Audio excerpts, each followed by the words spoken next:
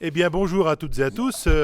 Merci de nous rejoindre pour cette quatrième table ronde. Nous sommes à la Cité du Vin de Bordeaux, dans les deuxièmes rencontres Vin et Santé, dont le titre cette année, c'est Vin et Santé, ni diable, ni bon Dieu. Et après avoir consacré le début de l'après-midi au risque de la consommation, de 3 points de vue, nous allons maintenant parler de l'addiction et de la prévention. Je vous rappelle que pendant les interventions, vous pouvez poser vos questions. Vous avez en bas de votre écran Zoom une fonctionnalité qui s'appelle QR, c'est-à-dire questions-réponses. Vous cliquez et vous avez un chat, vous posez votre question et on en parlera juste après les interventions. Merci beaucoup de votre participation. Alors, j'accueille Jean-Michel Delille, qui est médecin psychiatre, ethnologue, anthropologue, thérapeute familial, addictologue, membre de la Commission nationale des stupéfiants et directeur du comité d'études et d'information sur la drogue à Bordeaux. Vous êtes expert du ministère de la Santé, auprès du ministère, et vous êtes président de la Fédération Addiction qui regroupe à peu près 200 associations. Alors, vous allez nous parler, en effet, de la question des vulnérabilités individuelles vues du point de vue de la neurobiologie des addictions. Merci, et merci tout d'abord à Jean Sarric de m'avoir fait l'honneur et le plaisir de m'inviter à partager avec vous cet après-midi. Merci aussi à Gérard Osterman qui a fait l'intermédiaire. Alors je suis psychiatre effectivement spécialisé dans le problème des addictions, ce qui m'amène à prendre en charge des personnes qui ont des problèmes, des complications liées à des usages de substances et notamment des usages d'alcool. Alors la question qu'on m'a posée, c'était effectivement d'essayer de présenter quels étaient les supports neurobiologiques au plan cérébral de ces phénomènes d'addiction, avec une sous-question qui est tout à fait décisive et qui est très simple à comprendre. Parmi tous les gens qui consomment de l'alcool, et il y en a beaucoup en France, il n'y a finalement qu'une minorité qui perd le contrôle et qui devient addict. Qu'est-ce qui singularise cette minorité? Quelles sont ces particularités qui font que pour ces personnes-là, il y a un risque accru de perdre le contrôle? Alors on pourrait dire que l'autre aspect de la question, qui renvoie au titre de la journée là, sur ni diable ni bon Dieu, c'est d'essayer de comprendre le mystère, un peu en tout cas le paradoxe du phénomène addictif, c'est-à-dire comment des recherches a priori de plaisir, de détente, peuvent en fait arriver ensuite à produire de tels effets d'asservissement, de souffrance, de douleur. C'est-à-dire comment, d'une certaine manière, ce qui au début peut apparaître positif, peut in fine, chez certaines personnes, déclencher des mécanismes tout à fait redoutables.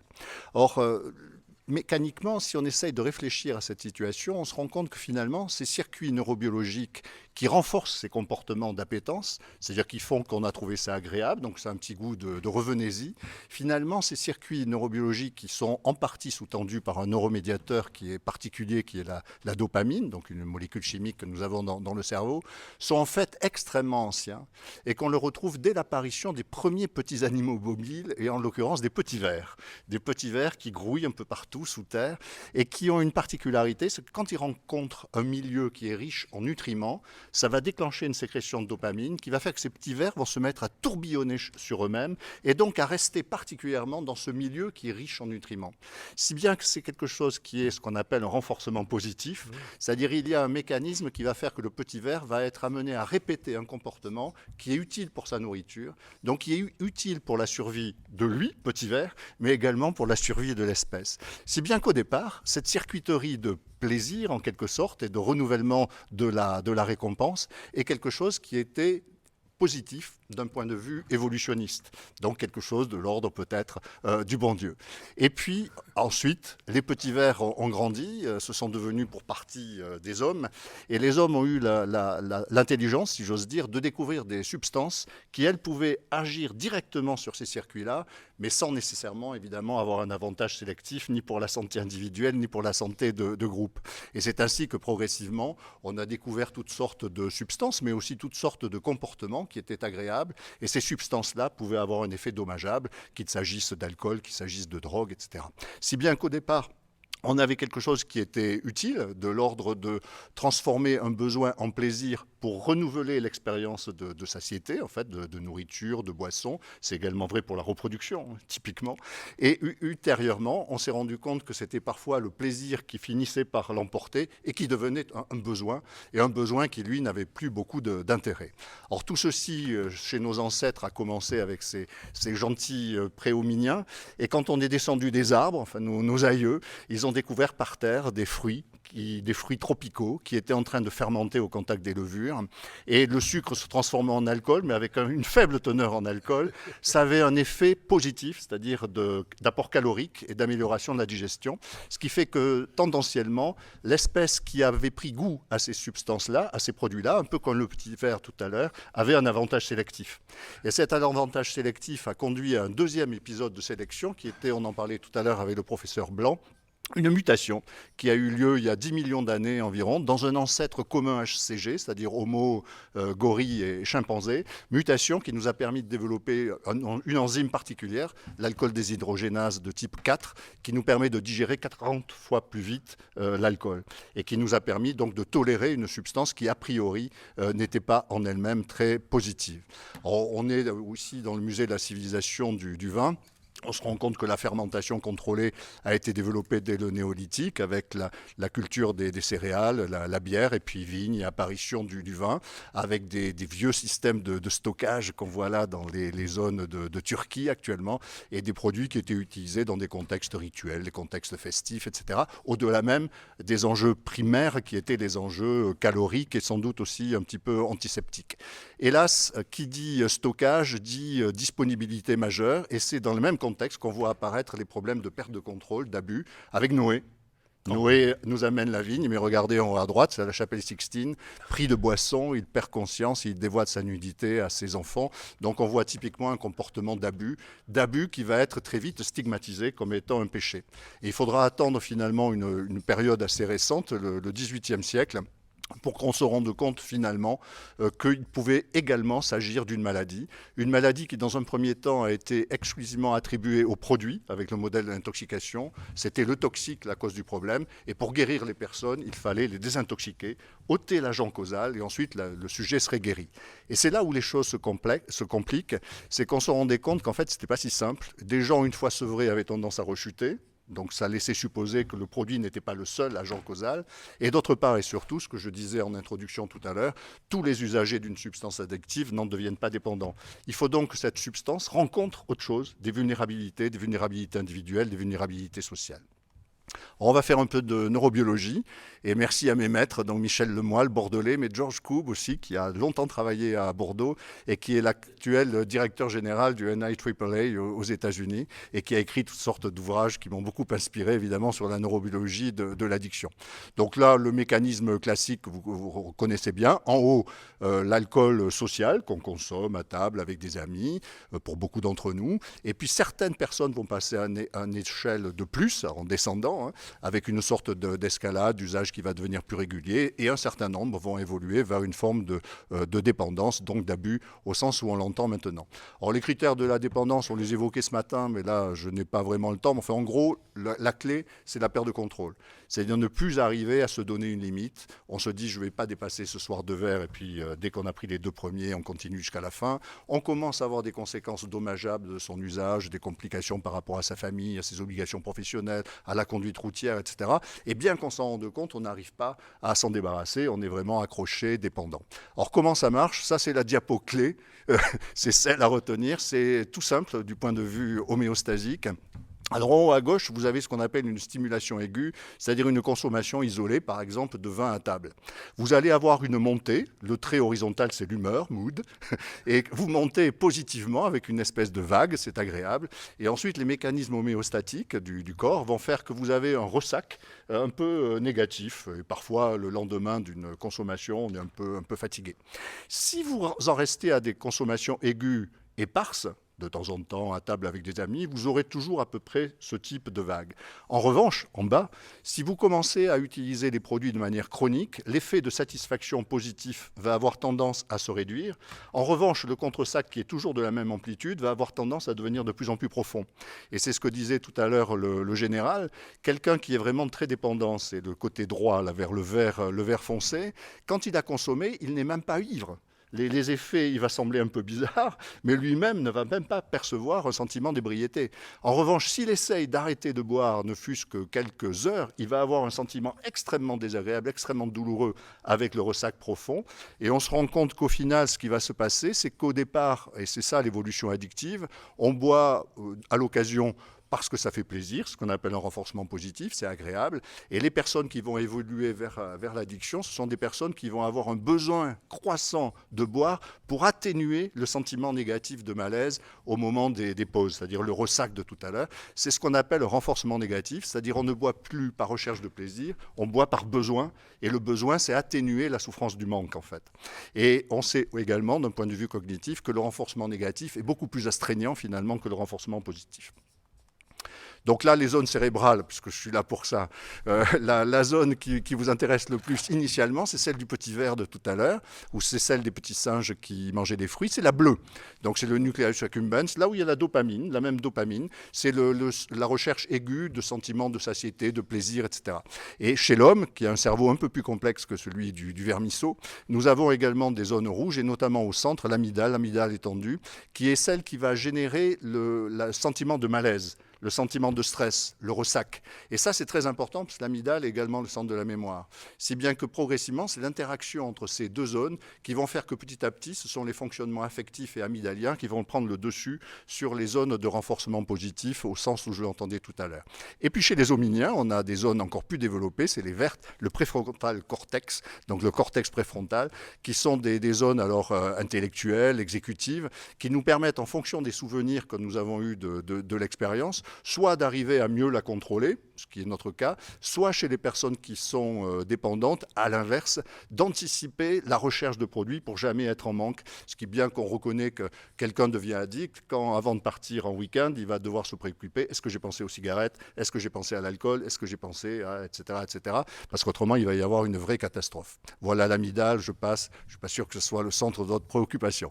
Mais donc, le point de vue fondamental actuellement de la neurobiologie de l'addiction, c'est qu'il y a vraiment un cercle vicieux avec ce qu'on appelle la face obscure de l'addiction, c'est-à-dire au départ on cherche de la récompense, c'est en bas, reward, pour atténuer souvent une sensation de stress. Et c'est là où on va en venir aux vulnérabilités.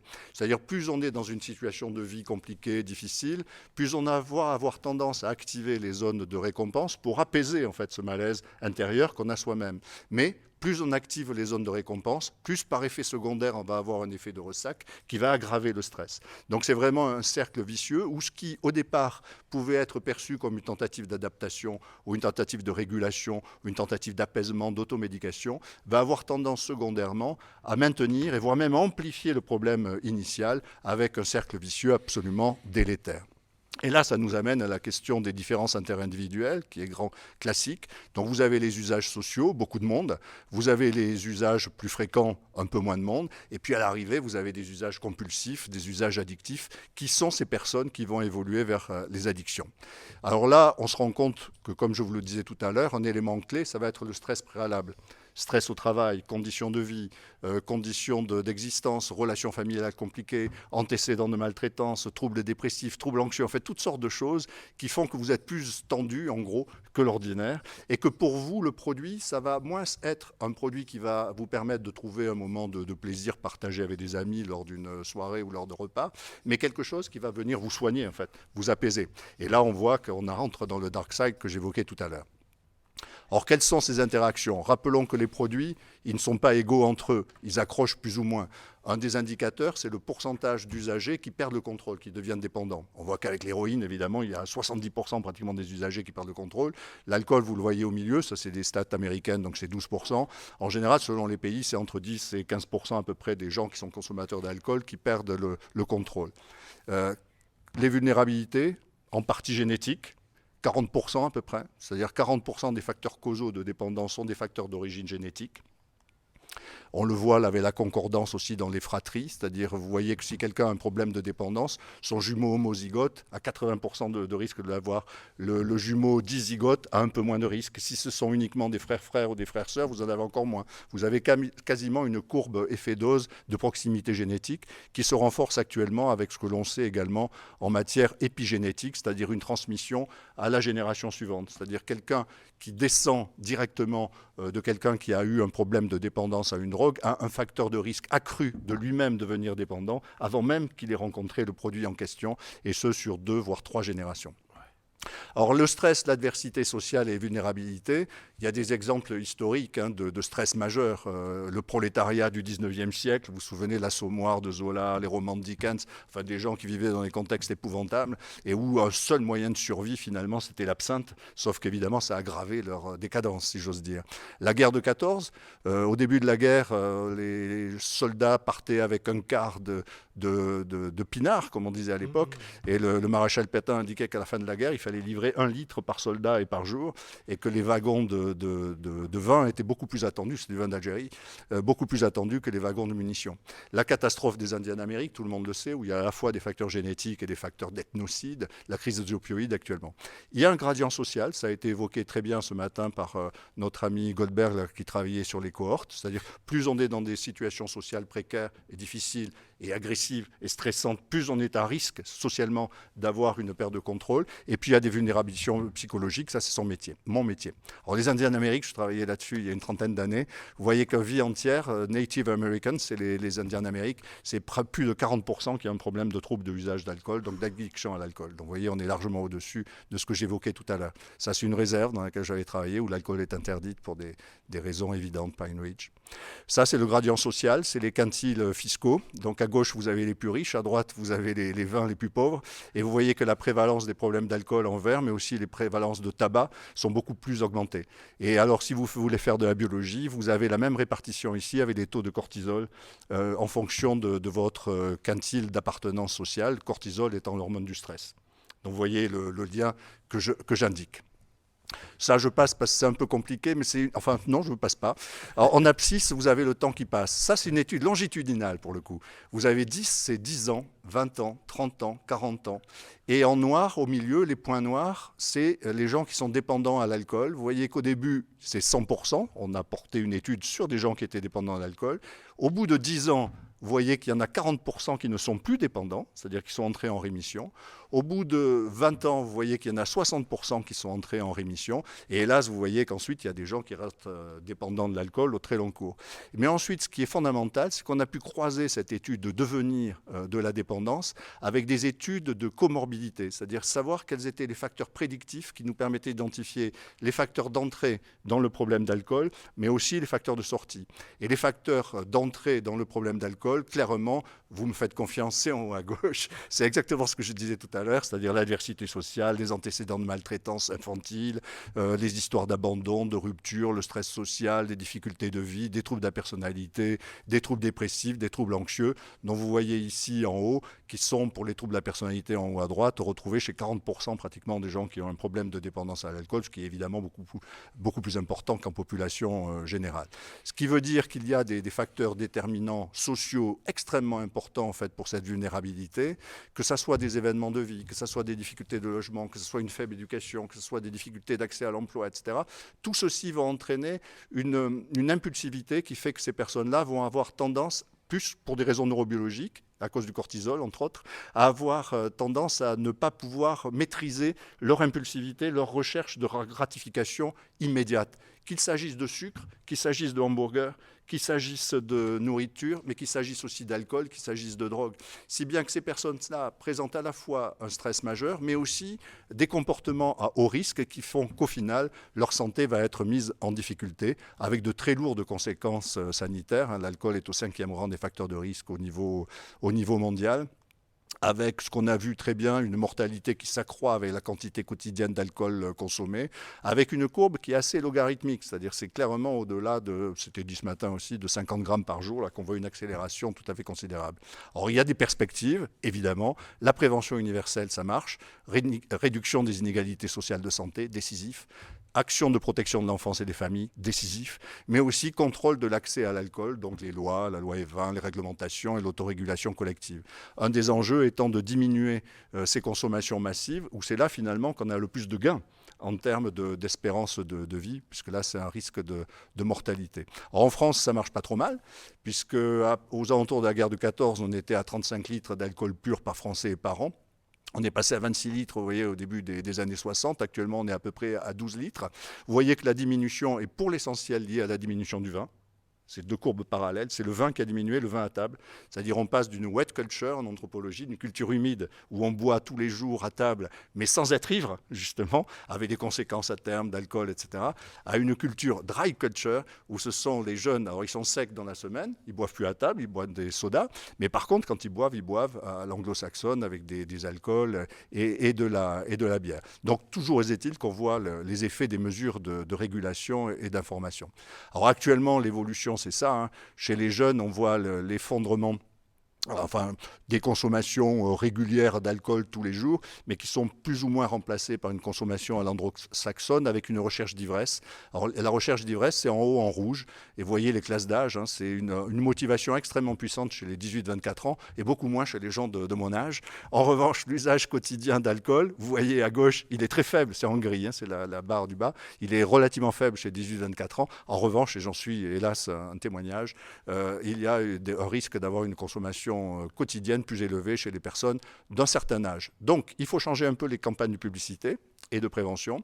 Il faut certes continuer les campagnes de régulation nationale, mais il faut cibler sur les jeunes, avec des campagnes de renforcement des compétences psychosociales. Ça a une plug, nous la menons actuellement en Nouvelle-Aquitaine avec un grand succès, mais aussi les actions de repérage précoce des pertes de contrôle chez les adolescents, avec les consultations jeunes consommateurs et les programmes de soutien aux familles.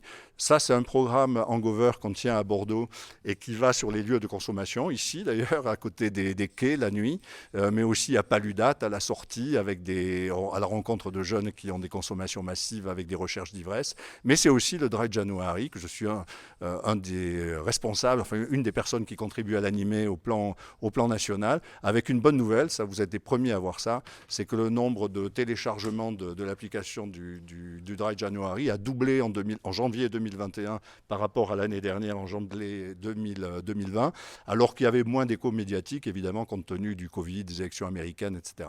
Or, pour le traitement, c'est pareil. On utilise des programmes qui partent sur la base de la demande des gens. La demande des gens, c'est souvent beaucoup plus de réduire leur niveau de consommation que de les arrêter complètement. Donc, on a toutes sortes de techniques avec des médicaments, etc. Et en matière de prévention, et je m'en tiendrai là, il faut absolument arriver, pour tenir compte de la diversité de ces facteurs de vulnérabilité, à avoir des modalités d'accompagnement qui intègrent des possibilités de support au plan psychologique, au plan social, et des actions de prévention qui complètent l'action de régulation publique, politique, par des actions plus ciblées, peut-être chez les jeunes. Voilà, je vous remercie. Bravo, écoutez, merci beaucoup de votre intervention, qui est extrêmement dense, et qui, à mon avis, mérite d'être réécoutée, et j'en profite pour vous dire que toute la journée sera téléchargeable. Vous allez sur le site internet de la Cité du Vin, vous allez dans la rubrique bibliothèque, je crois bien, et vous pourrez ensuite podcaster. Je pense qu'on pourra choisir, peut-être pas chaque intervenant, mais en tous les cas, chaque table ronde, ça c'est sûr. Donc, dès que ce sera en ligne, n'hésitez pas à réécouter ou à écouter, mais je pense que votre intervention, qui était extrêmement dense, je me suis accroché. Je crois que j'ai presque tout compris, mais il me semble que ce serait pas mal que je la réentende une seconde fois parce qu'elle était extrêmement chargée en informations. Merci beaucoup. Alors, on va maintenant tenter de rejoindre notre ami Hubert Sassi en direct de Montréal, au Québec, parce qu'évidemment, il n'a pas pu se déplacer compte tenu des conditions sanitaires. Et nous avons maintenant un duplex avec lui. C'est pour ça que je mets des petites oreillettes. Et je vais brancher le Zoom pour voir Hubert. Mais j'ai mon retour dans les oreilles, c'est-à-dire que j'entends 2 fois ma voix. Ça se soigne. Ça se soigne, me dit-on. C'est un truc pour les psychiatres. Dès que des gens entendent des voix. Alors, Hubert, il est, je crois, À peu près 10 heures du matin chez vous. Est-ce que vous 9h50. m'entendez? Il est 9h54, bonjour du Québec. Et il fait moins 25. Ah! Alors écoutez, je crois qu'on vous entend. Moi, je vous entends. Et on vous entend complètement. C'est parfait. Alors, je vous présente Hubert. Et je vous présente deux fois puisque je vous parle et je réentends une seconde après dans mon écouteur. C'est compliqué. Hubert Sassy, vous êtes une politique publique québécoise, spécialiste de la communication et de la communication sociétale et comportementale. Vous avez étudié le droit et Sciences Po, en partie à Lyon d'ailleurs, je crois, à Lyon. Et vous avez un diplôme d'HEC Montréal. Vous avez été journaliste à Radio-Canada. Vous avez dirigé la communication de la Centrale des syndicats du Québec. Vous avez monté une agence de communication qui s'appelait Bleu, Blanc, Rouge. Et depuis 1990, vous êtes le directeur général d'Éduc Alcool. Alors, Hubert, est-ce que vous pouvez nous dire d'abord ce que c'est que Éduc Alcool? Oui, bonjour à toutes et à tous. Je vais faire un partage d'écran. J'espère que cela fonctionne. Oui. Pour vous dire qu'Éducalcool, au fond, c'est extrêmement simple. C'est un organisme sans but lucratif, un organisme privé qui ne reçoit pas un sou du gouvernement. Et nous nous appelons Éducalcool parce que c'est la jonction de deux mots, éducation et alcool. Nous sommes un organisme privé de prévention qui, depuis une trentaine d'années maintenant, essaye et fait son possible pour améliorer la relation des Québécois qui choisissent de boire avec l'alcool.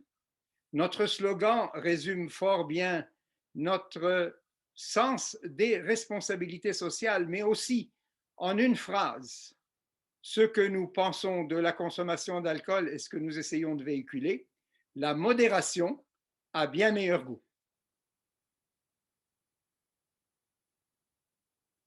Ces comportements. Alors, je vais vous parler du résultat de plusieurs années de travail.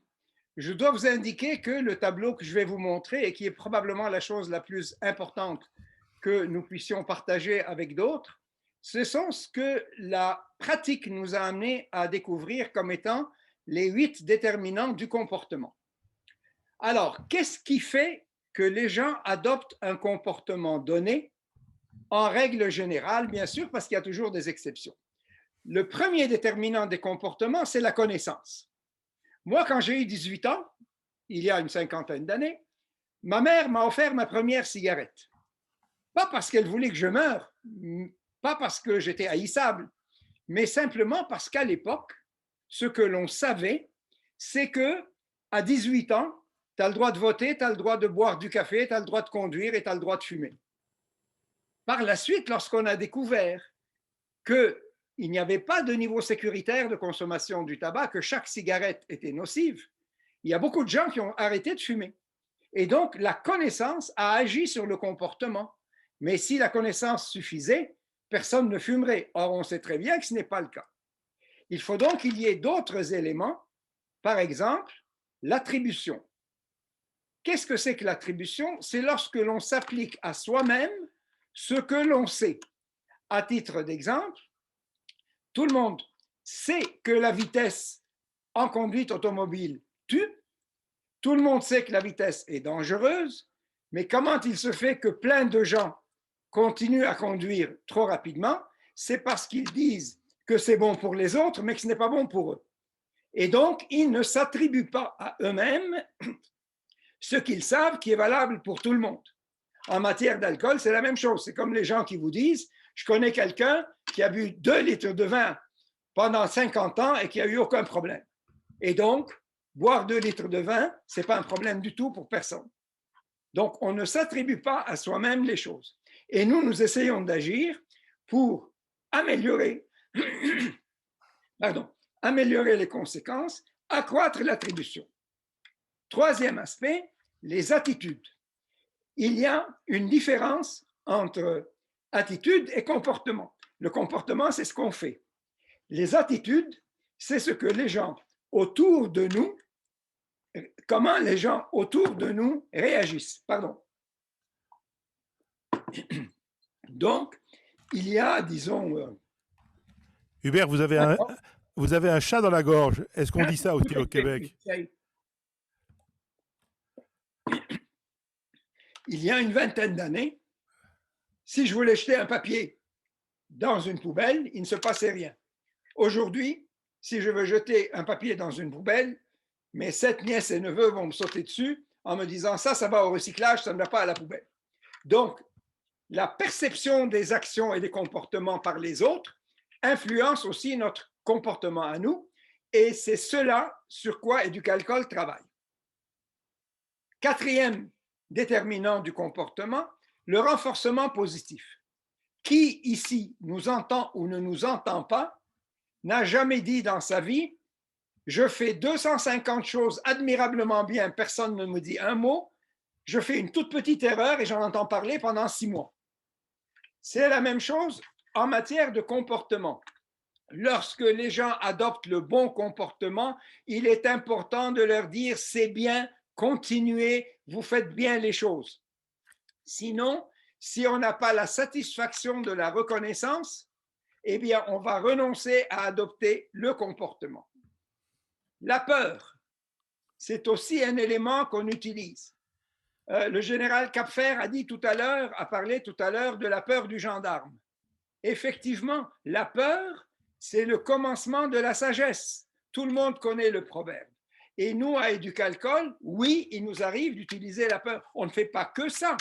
Mais lorsque, par exemple, nous avons fait des campagnes pour combattre le calage d'alcool, pardonnez-moi, c'est ce qu'en France vous appelez le binge drinking. Alors nous, on parle français au Québec et on appelle ça le calage d'alcool. Donc, pour combattre le calage d'alcool, il y a eu des morts, des jeunes qui sont morts pour avoir remporté des concours de calage. Eh bien, ce que nous avons fait, c'est que nous avons fait des campagnes pour leur dire Alexandre Draille-Vaillancourt est mort après avoir participé à un concours de calage. Mais si on ne fait que de la peur, ça ne marche pas, évidemment. Ensuite, il y a le plaisir. Le plaisir est un immense déterminant du comportement. On ne modifie pas un mauvais comportement en présentant le comportement souhaité comme étant une contrainte. Par exemple, les jeunes qui jouent au Nintendo et qui sont devant leur console de jeu toute la journée, c'est pas en leur disant c'est pas bon pour ta santé, c'est pas bien, il faut que tu fasses de l'exercice, tu dois faire du sport. Non, on organise une équipe de foot, on va se battre on fait une partie de foot avec l'équipe d'en face, on transforme le comportement désiré en plaisir. Et c'est pour ça qu'à Éducalcool, nous présentons la modération comme étant une condition du plaisir et l'abus comme étant ce qui gâche la fête. Ce n'est pas l'abus d'alcool qui fait la fête, c'est la modération qui accorde le plaisir et c'est l'abus qui gâche la fête. Ensuite, les changements aux environnements. On vient d'en entendre parler tout à l'heure. La loi, la réglementation, c'est important. L'alcool n'est pas un produit comme un autre. Et donc, il est encadré. Les environnements déterminent les comportements. Je vais prendre un exemple extrêmement simple. Dans les pays où les cours pour les serveurs des établissements licenciés, c'est-à-dire les cours pour les serveurs d'alcool dans les restaurants, dans les bars, dans les cafés, là où ils ont suivi une formation pour cesser de servir l'alcool aux personnes qui ont trop bu, pour proposer des produits différents, pour alterner un verre d'alcool avec un verre sans alcool, eh bien, il y a moins de violence et moins de conduite avec les facultés affaiblies que dans les endroits où il n'y en a pas. Et donc, nous, on peut créer des cours. Nous avons créé, par exemple, avec le ministère de la Santé du Québec, le programme Alco-Choix Plus pour les personnes qui buvaient un peu trop et qu'on essayait de ramener dans le niveau de consommation modéré. Nous avons aussi créé le cours Action-Service pour les serveurs des restaurants et des bars, mais nous ne pouvons pas le rendre obligatoire. Donc, le changement du contexte, le changement des environnements, c'est le gouvernement qui le détermine. Enfin, il faut être modeste dans notre métier. La résolution du problème à la source, et ça, Éducalcool n'y peut rien. c'est, au fond, c'est comme si on regardait, par exemple, chez nous dans les réserves autochtones, où il y a des problèmes de pauvreté, où il y a des problèmes de misère, il y a des problèmes de violence familiale et conjugale, il y a des problèmes d'inceste, il y a des problèmes de malnutrition, il y a des problèmes de drogue, il y a des problèmes d'alcool. On ne peut pas aller leur dire, vous savez, les petits amis, la modération a bien meilleur goût, s'imaginer que ça va régler le problème. La cause du problème de surconsommation est beaucoup plus profonde et à ce niveau-là, ce sont des interventions extrêmement ciblées et pointues et Éducalcool a atteint là ses propres limites. Voilà. Alors, donc ça, c'est la théorie, mais comment est-ce que ça se manifeste en pratique et sur le plus long terme, pour vous? Alors, je vais prendre un exemple, les niveaux de consommation d'alcool à faible risque. Chez nous, au Québec, il y a une différence entre les hommes et les femmes. Biologiquement parlant, peut-être qu'il y a quelque chose qui a muté en France et ce n'est pas le cas chez vous, mais chez nous, les niveaux de consommation d'alcool à faible risque pour les hommes et pour les femmes sont différents. Pas parce qu'on est sexiste, mais parce que génétiquement parlant, biologiquement parlant, on est différent. Et puis voilà, et donc on en prend acte. La campagne dont je vais vous parler est une campagne qui en est à sa 10e année aujourd'hui. Elle est en 3 phases. La première phase, c'est la phase de notoriété. Donc, on fait connaître quels sont les niveaux de consommation d'alcool à faible risque. Ça a duré 5 ans. Ensuite, on a parlé aux consommateurs des bénéfices qu'ils retiraient à respecter ces limites recommandées. Et enfin, on leur donne des outils pour les aider à modérer leur consommation. Dans la première phase notoriété, comme vous le voyez, la première chose qu'on a faite, c'est de leur expliquer que si c'est 2 verres pour les femmes et 3 pour les hommes, ce n'est pas parce qu'on est sexiste, c'est parce que c'est ce que dit la science. Et après, on a amené toute une campagne qui a duré 5 ans à expliquer que c'est 2 verres pour madame, 3 verres pour monsieur. Et on rajoutait tout le temps, et on ne boit pas tous les jours.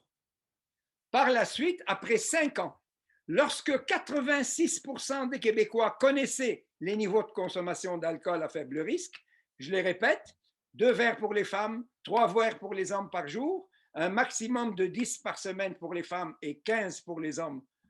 Et on ne boit pas tous les jours, idéalement, on ne boit pas 2 jours par semaine.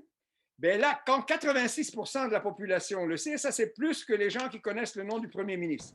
Bon, ça dispose de la question, on ne peut pas aller plus loin. Qu'est-ce qu'on fait? On constate qu'il y a encore 20% des gens qui ne respectent pas les limites et on se dit ce n'est pas faute de les connaître, c'est parce qu'on ne les a pas convaincus que c'est une bonne chose.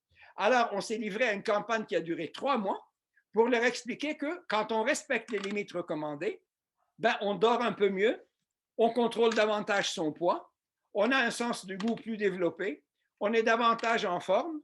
C'est un peu les messages que vous voyez sur votre écran actuellement.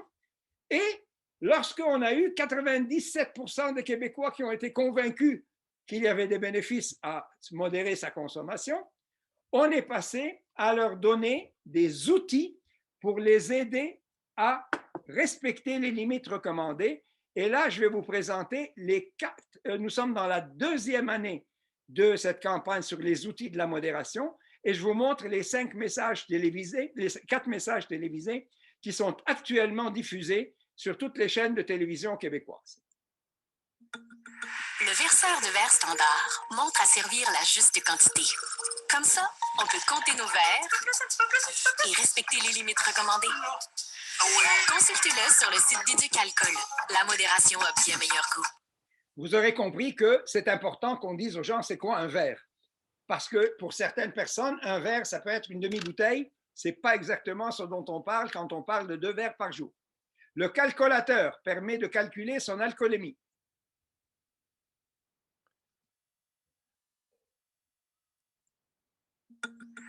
Le calculateur. Dites-lui ce que vous avez bu et à quelle heure. Il vous aidera à estimer votre alcoolémie avant de conduire. Une autre? Merci, je m'appelle un taxi. Consultez-le sur le site d'Éducalcool. La modération a bien meilleur goût. Alternalcool. Nous disons aux gens qu'il est important d'alterner un verre d'alcool avec un verre sans alcool parce que, comme chacun sait, l'alcool est un liquide, mais c'est un liquide qui déshydrate. Je signale au passage que chez nous, quand on parle de l'alcool, c'est de la bière, du vin, des spiritueux, des cidres, des couleurs. Tout ça, c'est de l'alcool, contrairement à la France où quand vous parlez des alcools, c'est davantage ce que nous appelons les spiritueux.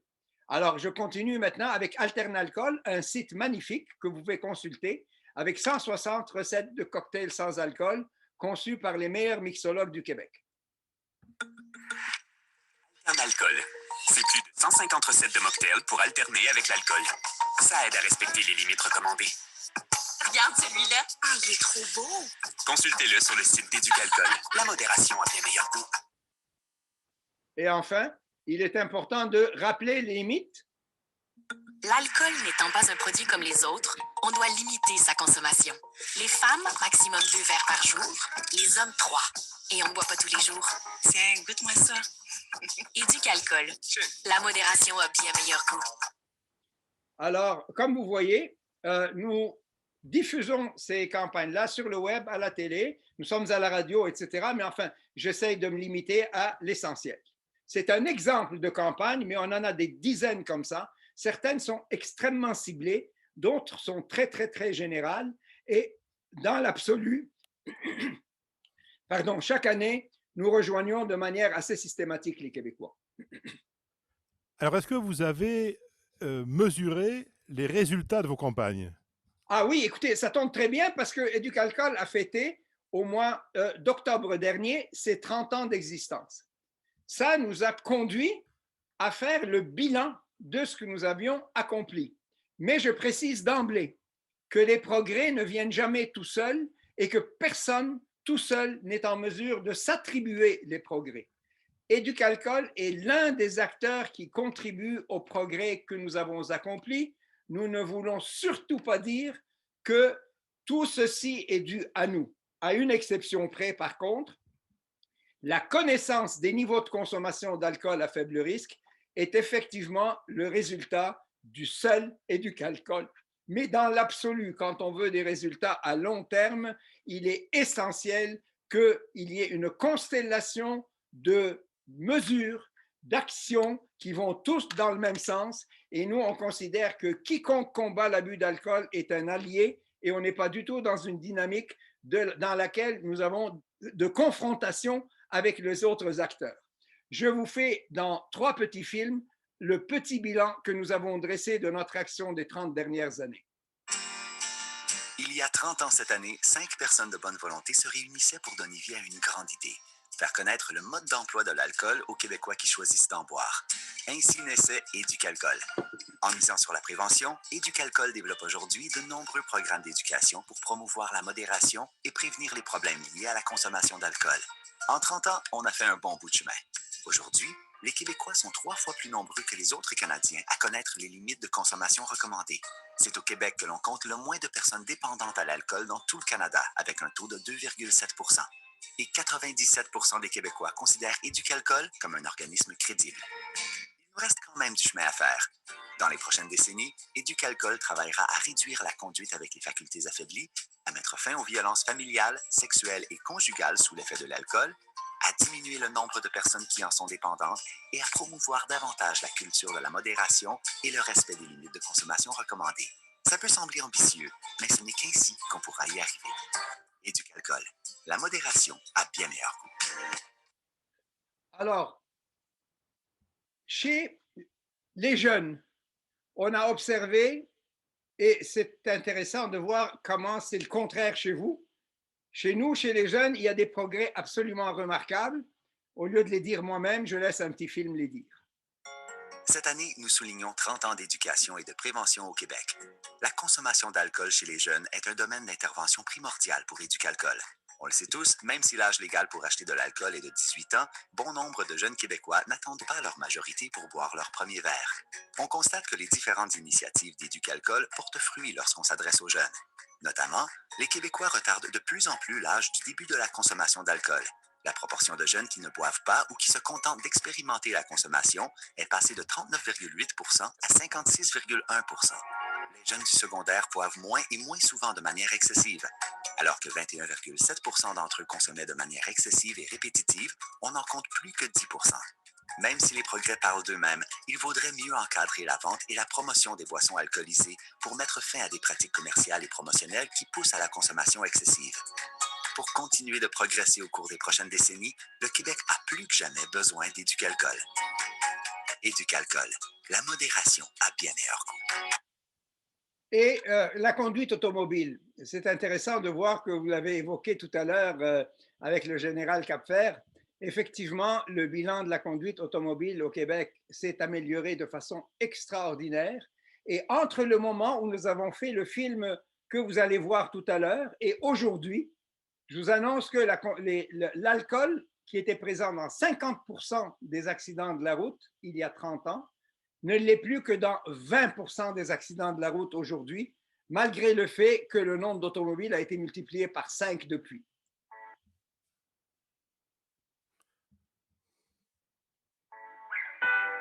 Cette année, nous soulignons 30 ans d'éducation et de prévention au Québec. La conduite avec facultés affaiblies est un domaine d'intervention primordial pour Éducalcool. S'il reste encore du chemin à faire, au Québec, la proportion d'accidents mortels dus à la conduite avec les facultés affaiblies a diminué de 20% en 3 décennies, passant de 50,3% à 30,3%. Par contre, 8% des conducteurs admettent avoir conduit avec une alcoolémie supérieure à la limite légale au moins une fois au cours de la dernière année. Tant et aussi longtemps que des vies seront en jeu, Éducalcool mettra tous les efforts nécessaires pour contribuer à réduire la conduite avec les facultés affaiblies. Afin de continuer à progresser au cours des prochaines décennies, le Québec a plus que jamais besoin d'Éducalcool. Éducalcool, la modération a bien meilleur goût. Alors, votre conclusion, Hubert?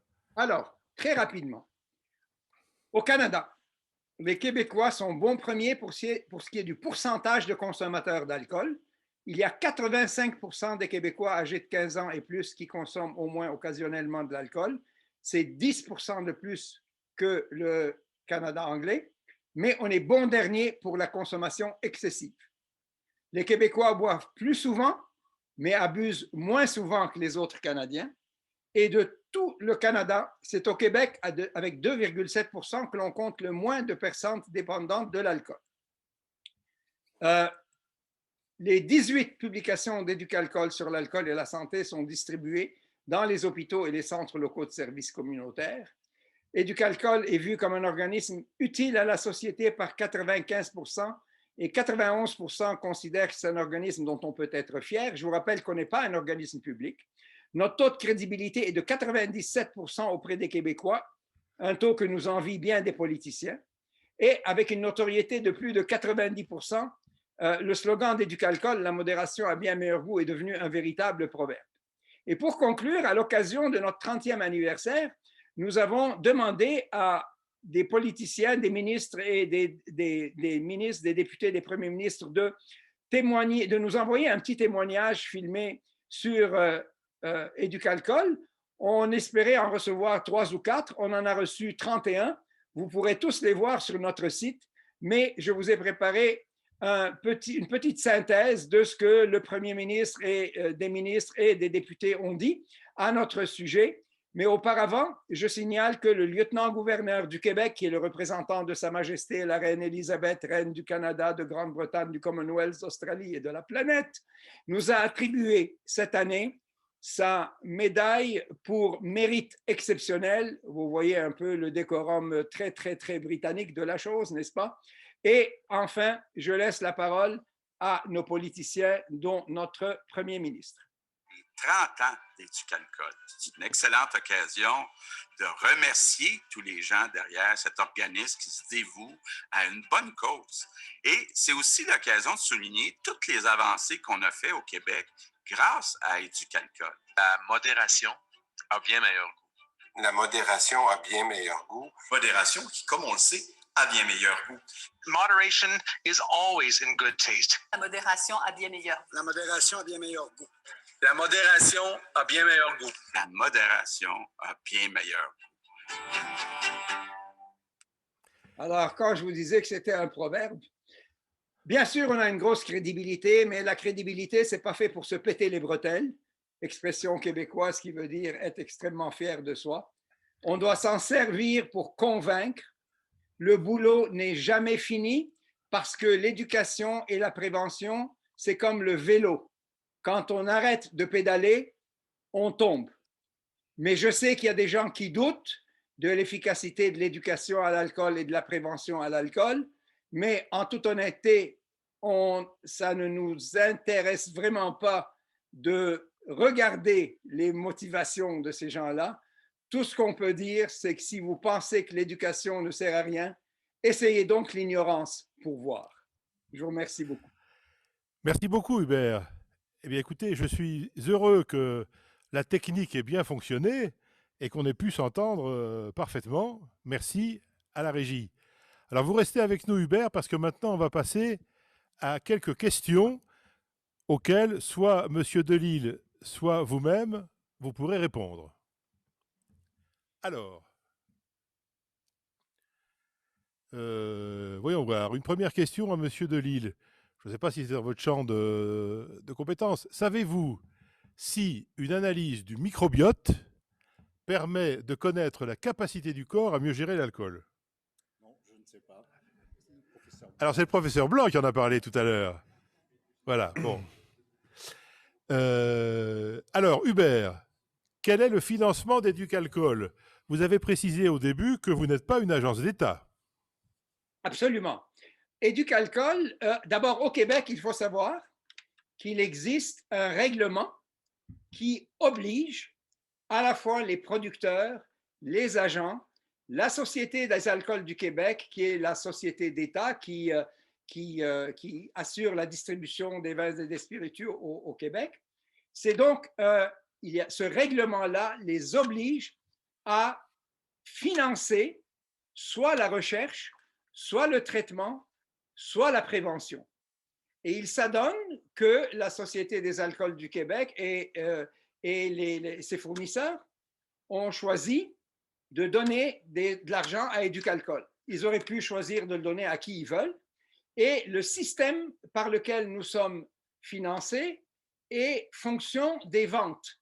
Autrement dit, nous recevons de la part de la Société des alcools un centime qui est l'équivalent d'un centime d'euro, je vous dirais, par bouteille de vin, 2 centimes par l'équivalent de vin fortifié, donc les bouteilles de Porto, tout ce qui tourne autour de 20%, et 3 sous par bouteille de spiritueux. Ceci nous donne un budget annuel d'à peu près 3 millions de dollars canadiens, 2 millions d'euros aux environs, mais nous en faisons pour 4 fois ce montant, parce qu'étant un organisme sans but lucratif, il est essentiel, nous obtenons de la part des médias comme 4 fois ce que nous achetons. Donc, notre campagne de publicité à nous, qui coûte, mettons, 600 000 $, si c'était n'importe qui d'autre qui l'aurait acheté, il aurait dû payer 2 400 000 à peu près.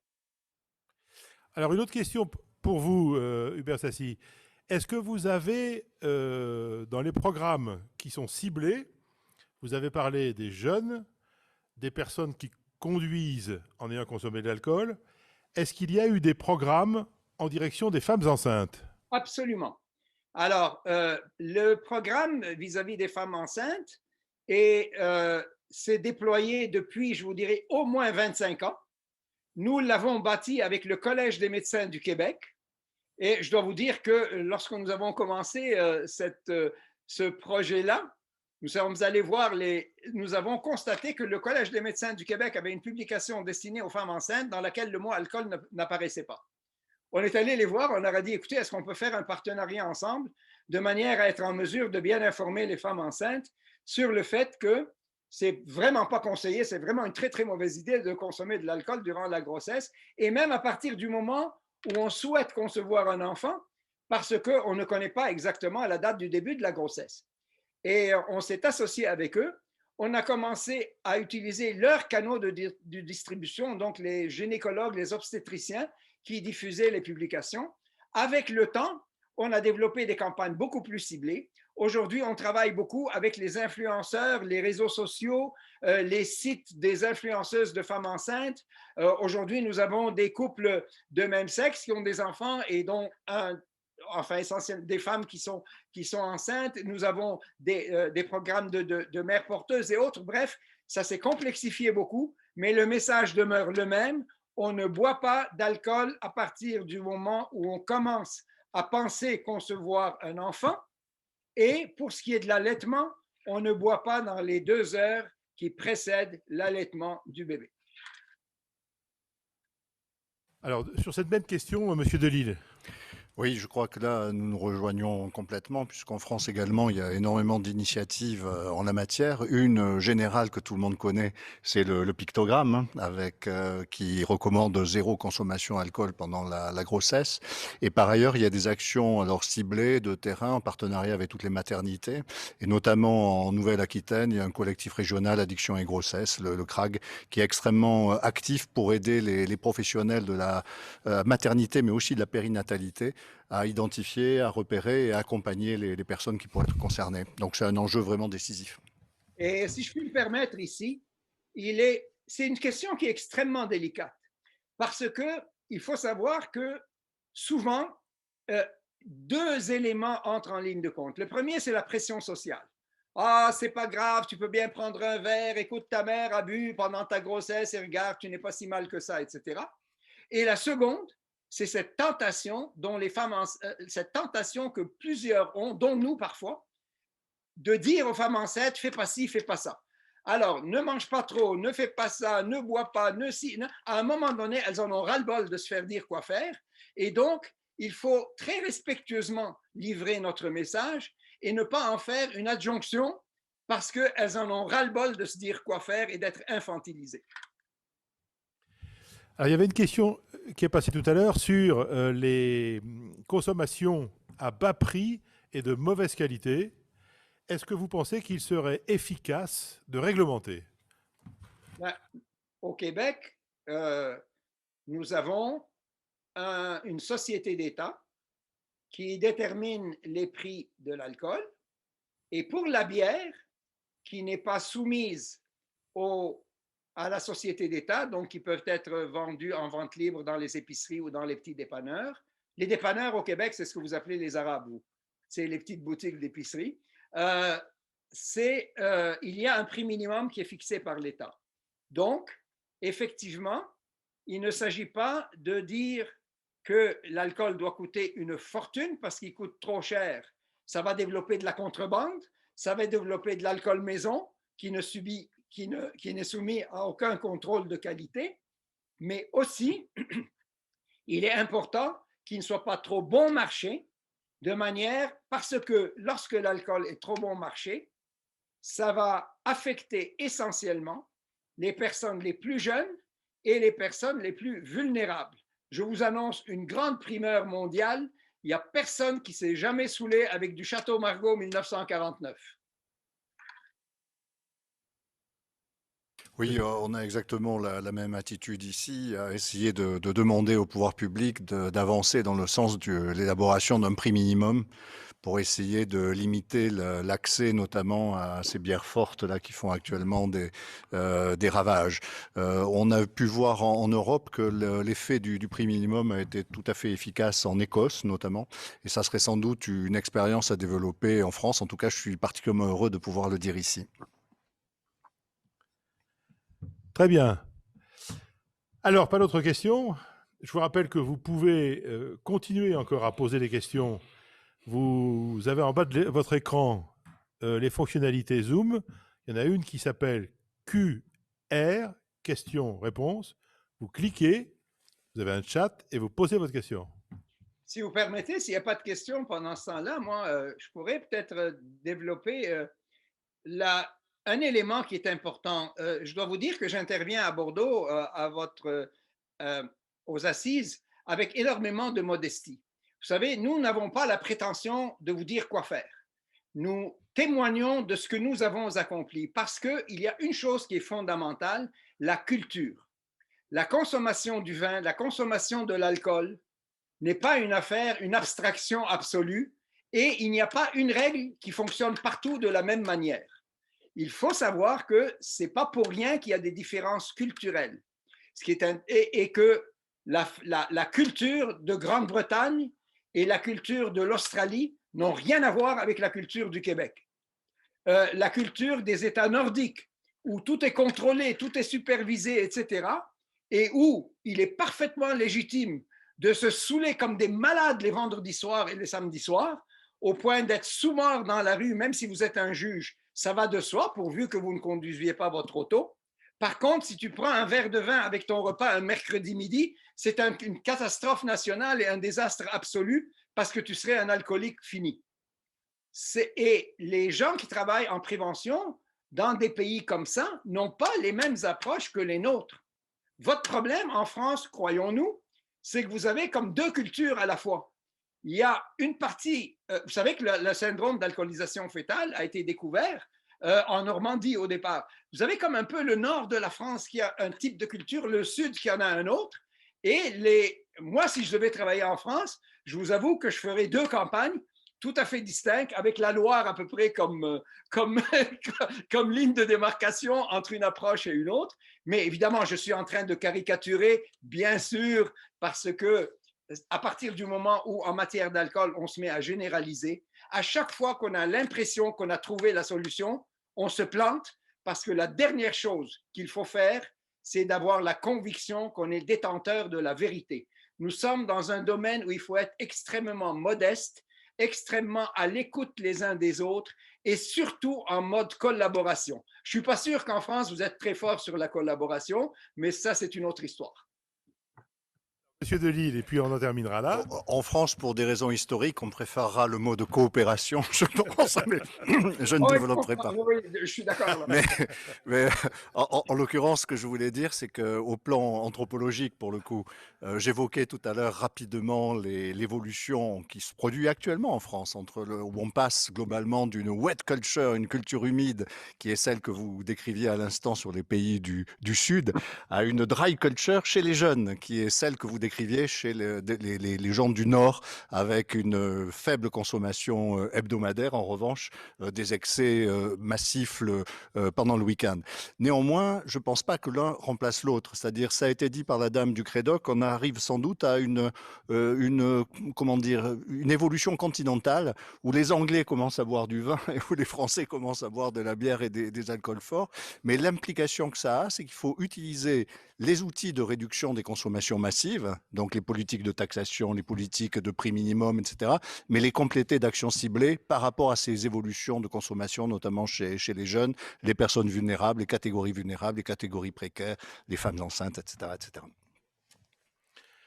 Très bien, écoutez, Hubert, je vous remercie beaucoup d'avoir été en duplex avec nous. On a été servi par la technique et non pas trahi par la technique. Merci de votre intervention.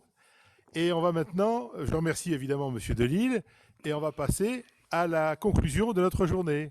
Merci Hubert encore. Merci. Permettez-moi de saluer M. Delisle.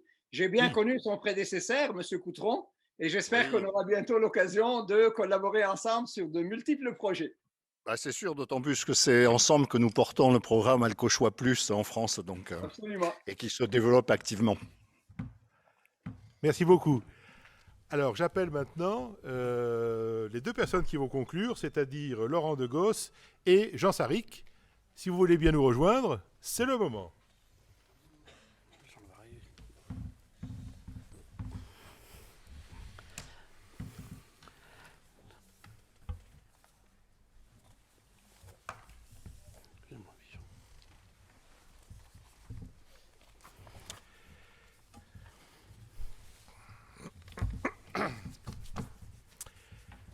Alors, rebonjour, cher Jean. Laurent de Gosse, vous êtes professeur émérite d'hématologie à l'Université Paris Diderot.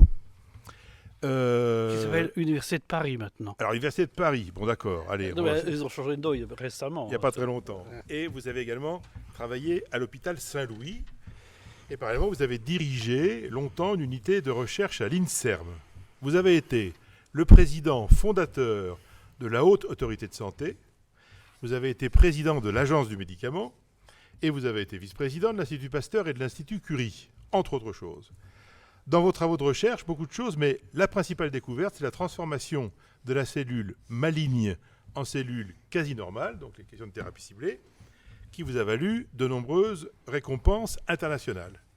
Alors vous avez accepté, ce qui est toujours un peu compliqué, de faire dans cette fin de journée une conclusion.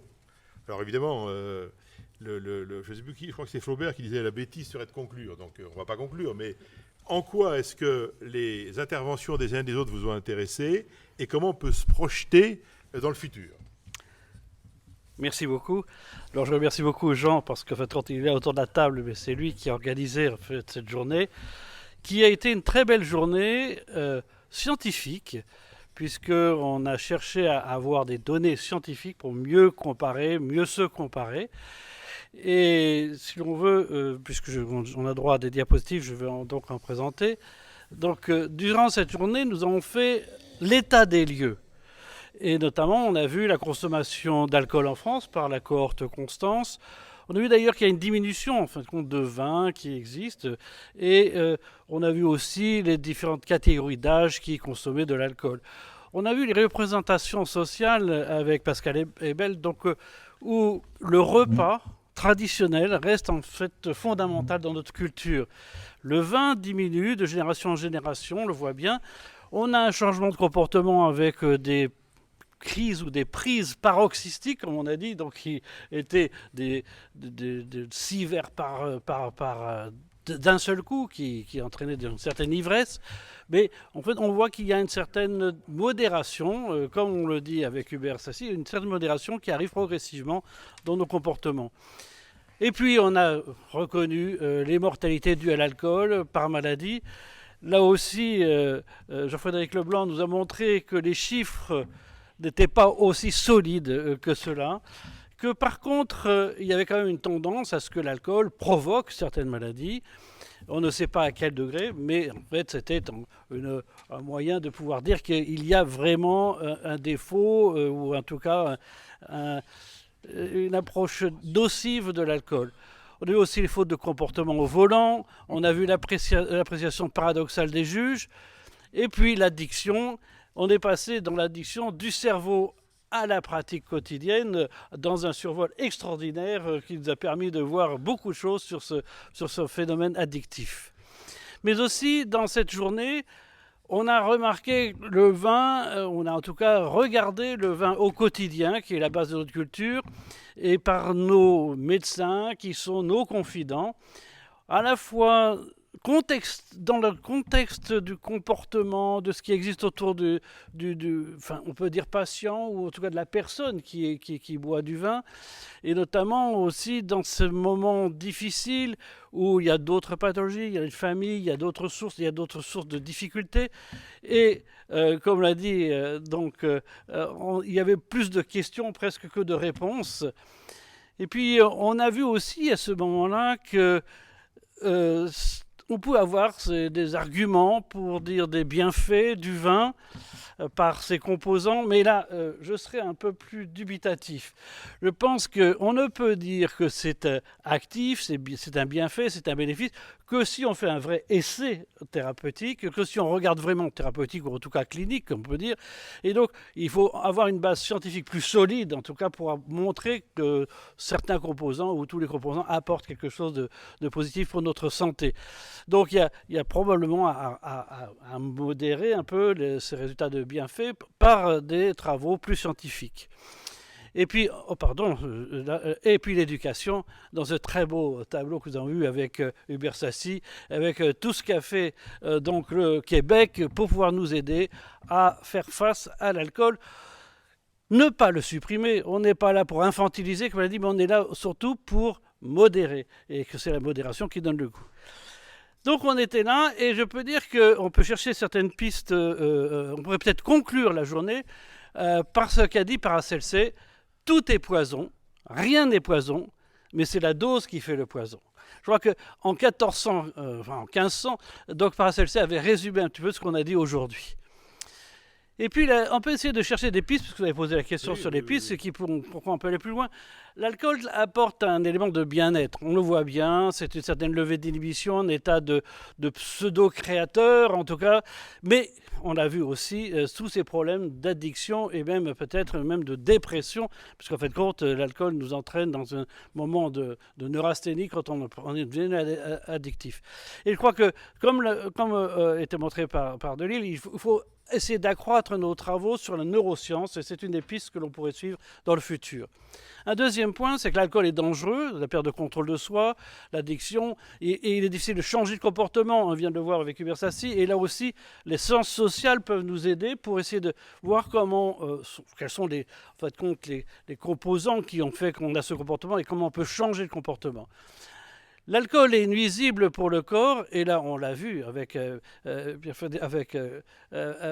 Leblanc, donc il faut essayer de voir et de chercher les causes des maladies, chercher les causes profondes, et essayer de voir en sorte, est-ce que c'est vraiment l'alcool, est-ce que ce qui est en plus de l'alcool, on a vu pour le foie, ça peut être le virus qui est en plus, ça peut être bien d'autres choses qui sont en plus, l'obésité, comme il nous l'a montré. Donc, essayez de trouver les causes des maladies. Y a-t-il des maladies qui diminuent parce qu'on a diminué la consommation de vin, d'autres qui augmentent parce qu'on augmente la consommation, en fin de compte, d'autres maladies qui augmentent de fréquence parce qu'en fin de compte, on a plus de ces crises paroxystiques, etc.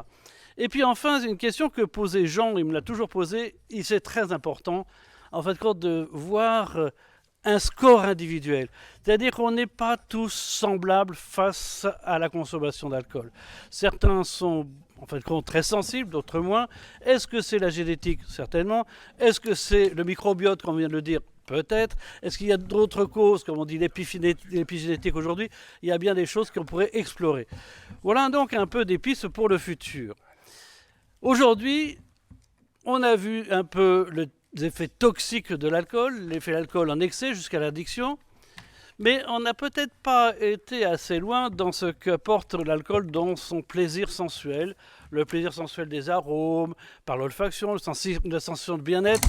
Et donc, le bon Dieu, où est-il après cette journée? Moi, c'est une question, parce qu'on a beaucoup vu le diable, mais on n'a pas beaucoup vu le bon Dieu. Et donc, est-ce qu'on pourrait essayer je voudrais dire un petit peu quelques mots sur le plaisir du vin. Il faut aussi en parler, je crois, parce qu'on a parlé que du diable. Et donc, l'alcool développe-t-il l'émission de perception d'arôme? Est-ce qu'il a un rôle dans l'olfaction? Est-ce qu'il s'allie aussi à la saveur? Le salé, le sucré, l'acide, la mer, même le réglisse fait partie des saveurs, pour un plaisir gustatif. La question, c'est, quel est le rôle de l'alcool? Est-ce que le vin sans alcool perd ses arômes? Est-ce que l'alcool est consubstantiel de l'effet gustatif du vin? Et faut-il beaucoup d'alcool? Et on voit notamment que le vin récemment augmente de degrés. On était à 11 degrés, puis 12, puis 13, puis 14. Bon, est-ce que ça change, en fait, compte l'effet sur les arômes, ou est-ce qu'on pourrait revenir un peu plus aux 11 degrés d'autrefois? Et le plaisir du vin en soi, c'est en fait sentir des parfums, sentir des arômes. Et l'olfaction est le sens le plus développé des animaux. Je vais vous donner un exemple, c'est qu'on arrive maintenant à éduquer des chiens pour faire des diagnostics de cancer du sein. Le chien sait flairer le cancer du sein, il fait bien mieux que tous nos examens, nos radios, etc. Donc on a éduqué des chiens, qu'on appelle les K-Dogs, et il suffit de mettre un tissu sur le sein, on le fait sentir au chien, et le chien vous dit si oui ou non vous avez un cancer du sein. Donc l'olfaction est un sens très fort, très important, très ancestral. Et peut-être qu'on l'a perdu parce qu'on s'est mis debout et que les yeux sont plus importants que le flair sur le sol. Peut-être qu'on l'a perdu pour d'autres raisons, mais on a perdu beaucoup de notre flair, en tout cas de la recherche des arômes et de la reconnaissance des arômes. Mais c'est ce qui est le plus profondément inscrit dans notre cerveau. Et donc, si on a laissé plus loin dans l'olfaction, les cellules olfactives sont au fond du nez, elles sont reliées directement au cerveau. Et c'est les seuls passages directs vers le cerveau, parce que sinon, vous savez qu'on a une barrière qui entoure le cerveau. Et c'est le seul passage, on appelle ça le rail olfactif. Et si on veut faire passer des médicaments dans le cerveau, c'est par le nez qu'on pourra le faire. D'ailleurs, on le sait, dans le futur, on va faire beaucoup de médicaments, en fin de compte, pour atteindre le cerveau par ce biais. Donc, et ça atteint le bulbe olfactif, qui est là près du cerveau, préfrontal, et son réseau d'axones et de nerfs va directement dans le centre le plus profond, comme on l'a vu tout à l'heure dans l'enquête de Lille, sur le côté limbique, c'est-à-dire qui donne les émotions et la mémoire. Donc l'olfaction, c'est le moment où on a des émotions, et des émotions qui vont être gardées dans la mémoire. La Madeleine de Proust est un bel exemple. Donc on a là donc un moyen de toucher le cerveau par l'olfaction, et c'est très profond. Et je voudrais vous faire toucher d'autres choses.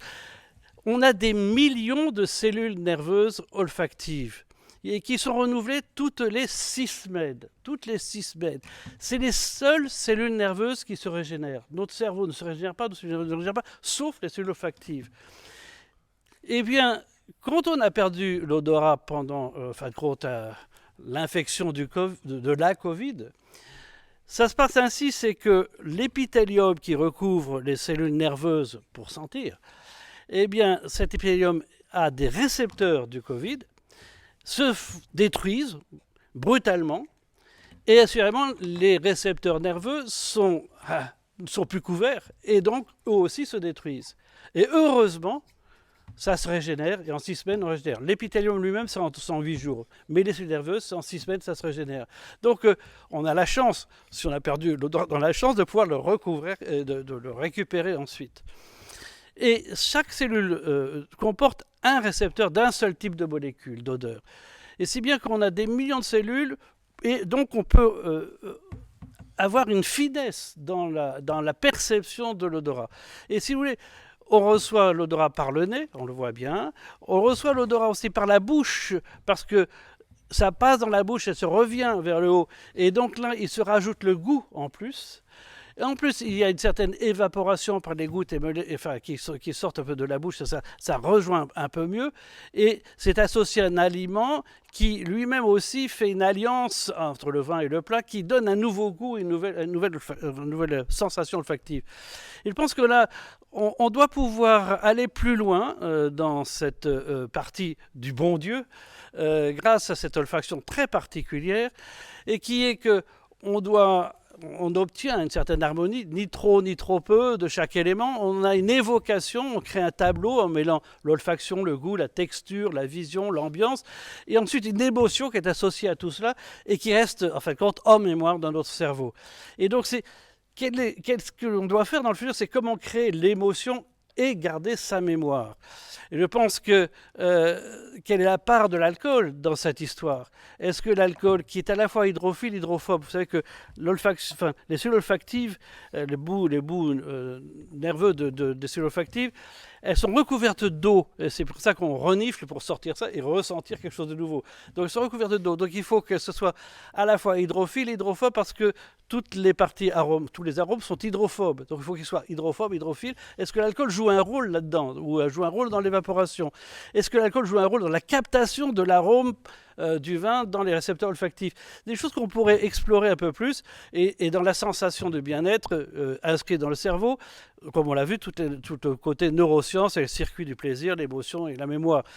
Donc, je terminerai en reprenant ce qu'a dit Paracelsus, c'est que tout est poison, rien n'est poison, c'est la dose qui fait le poison, mais je crois qu'on peut aller plus loin scientifiquement pour essayer de mieux comprendre à la fois le côté toxique, mais aussi le côté, en fin de compte, plaisir du vin. Merci. Ben, bravo pour ces conclusions, hein, magnifique. Alors Jean, peut-être la conclusion de la conclusion.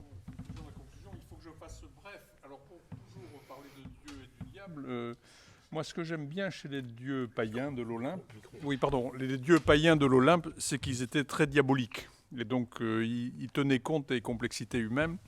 Et je trouve que nos dieux actuels sont un peu simplistes, voilà. Alors, ils ne sont pas simplistes, nos dieux. C'est nos croyances qui deviennent simplistes et qui ont besoin de s'adosser à des croyances simplificatrices. Donc, ce que j'aime bien dans ce type de réunion, c'est un éloge de la complexité. Voilà, on avait prévu l'année dernière, on l'avait fait, une conférence par un philosophe sur la complexité et une autre conférence sur l'hédonisme. Voilà, les deux phénomènes. Prenons du plaisir, mais tout est complexe. Voilà. Et donc, je suis très heureux d'avoir pu organiser cette réunion autour de ces deux idées phares, bien sûr posées sur l'alcool, ses dangers et ses plaisirs. Voilà, donc je remercie nos auditeurs. Alors c'est dramatique de ne pas les voir, je ne sais pas s'ils sont heureux, on n'a pas la perception, le retour, ont-ils quitté leurs écrans, j'en sais rien, on verra bien sur les chiffres que nous donnerons voilà, les organisateurs. Merci aux techniciens aussi, vous avez été parfaits, on a eu très peur hier que ça ne fonctionne pas, ça a très bien fonctionné. Merci à l'équipe de la Cité qui nous a aidés de façon très efficiente. Et merci à URPS pour ces dessins qui sont magnifiques. Merci beaucoup. Qui est un éloge de la de la connerie diabolique. Alors nous avions Mais tous les... C'est pour ça qu'on vous aime, hein. C'est pour votre côté. Nous avions tous les auditeurs qui nous ont suivis en direct, mais comme vous le savez, l'ensemble de la manifestation a été enregistré et vous pourrez la voir en la téléchargeant à nouveau. Soit si vous voulez la revoir, soit si vous voulez la voir, vous irez sur le site internet de la Cité du Vin, rubrique bibliothèque, et ensuite rencontre vin et santé.